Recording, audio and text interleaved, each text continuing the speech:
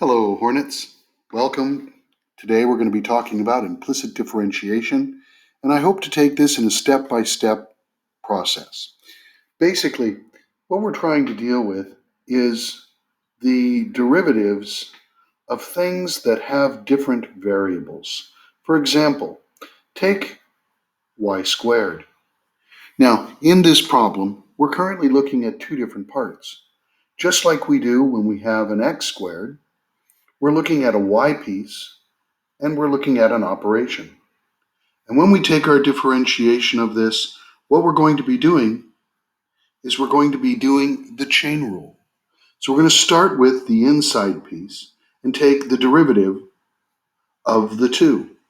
This is going to give you 2y times dy dx. Now, this is implicit differentiation because unlike our explicit differentiation, we don't get 1. Right? We aren't looking at the derivative of the slope of a line.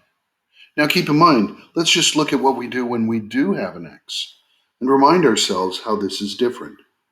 If I have d dx of x, the quantity squared, following the chain rule, we have 2x times the derivative of x in terms of x.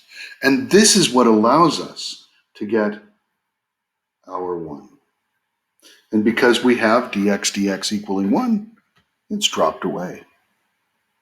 So when we're dealing with implicit differentiation, we'll be dealing with a different variable and the chain rule. And therefore, we will always have the variable that is different over our variable of differentiation. And they will always be at the end. Now, some people do not like this notation.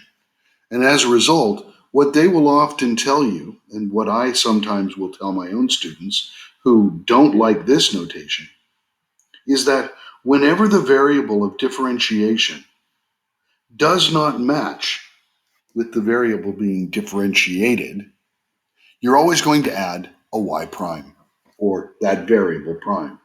So I would have 2y times y prime. Now you'll notice this is the same thing as our dy dx that we have here. So if I have d dx, and let's go ahead and change this up a little bit. Let's do it as 7y cubed. Notice 7y cubed is now our function, and we're looking at 21y squared dy dx, the derivative of the inside piece to our variable of differentiation. So it's pretty straightforward once we get used to this idea that we have something hanging out at the end. Let's do this again, but we'll change it up and do it with the y prime. Once again, some people prefer the y prime.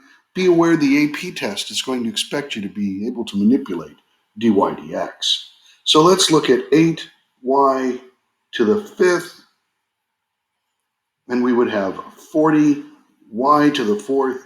Notice that's our standard differentiation, and then add y prime. And now you have implicit differentiation.